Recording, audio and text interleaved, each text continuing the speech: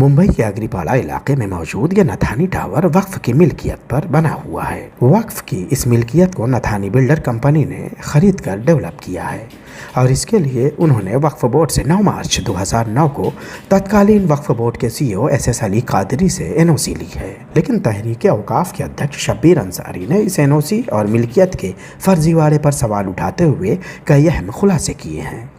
वक्फ board को trust के लोगों ने ये कहा कि हाई कोर्ट में हमने रिट पिटिशन दाखिल की थी और रिट पिटिशन नंबर 3/2007 है और कोर्ट ने ऐसे ऑर्डर दिया है कि इसको NOC दी, जबकि हमने मालूमात ली तो ऐसी कोई रिट पिटिशन हाई कोर्ट में दाखिल ही नहीं थी। और ये रिट पिटिशन 2007 की जो बात करते हैं, इस तरीके से इनको NOC दी गई है और NOC के बाद में एग्रीमेंट में ऐसे अगरचे इसका ठहराव हमारे पास मौजूद है, इसका रेजोल्यूशन हमारे पास ऐसे मौजूद है कि क्या टर्म्स कंडीशन, कितना उनको देना, किसको इतना देना, क्या देना और कैसे देना, कहीं भी नजर नहीं आता।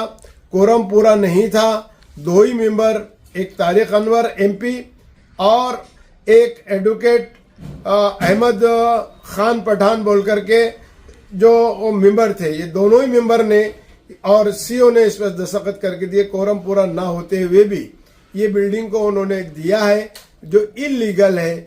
अंसारी ने बताया है कि किस तरह से वक्फ की मिल्कियत की गैर कानूनी तरीके से सौदेबाजी की जा रही है और इसमें खुद वक्फ बोर्ड के अदना से आला अफसरान भी शामिल हैं। सबसे पहले वक्फ बोर्ड की ओर से जारी की गई इस NOC के बारे में जानते हैं।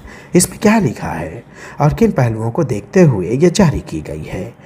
इस NOC को महाराष्ट्र वक्फ बोर्ड ने मुंबई हाई कोर्ट में दाखिल एक याचिका जिसका नंबर 3107 है, जिसे 26 अक्टूबर 2007 में हाई कोर्ट में दाखिल किया गया।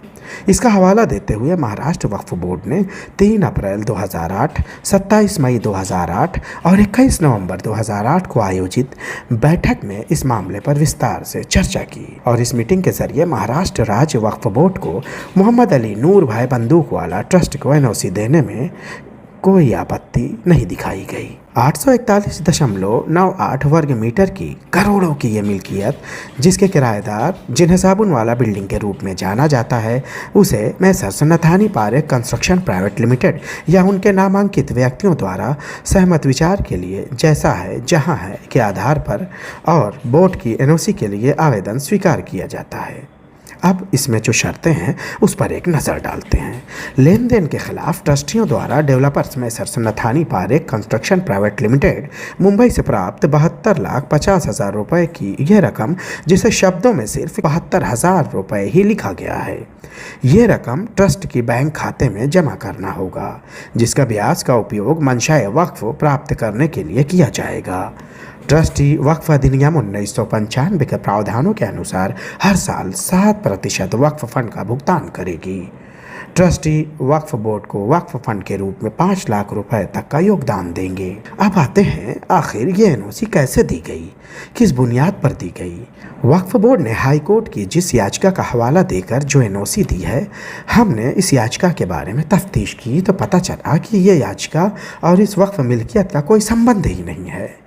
वक्फ बोर्ड ने आंख बंद करके इस याचिका का हवाला देते हुए इस मिल्कियत के सौदेबाजी को लेकर NOC जारी कर दी। वक्फ बोर्ड के चेयरमैन समीर काजी ने इस मामले में कार्रवाई करने की बात कही है। आपको पता होगा कि कुछ नोटिस को लेकर जो है सवाल उठे थे कि ये नोटिस वक्फ बोर्ड के रिकॉर्ड में नहीं है।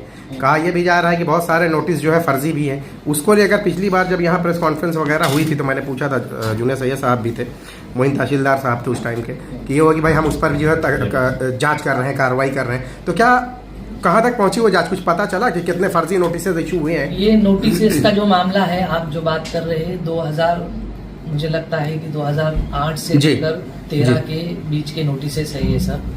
और इसके लिए अभी हम चेयरमैन बनने के बाद जो हमारी बॉडी है, इन्होंने एक डिसीजन लिया है, उसके लिए एक जांच की समिति बनाई हमने।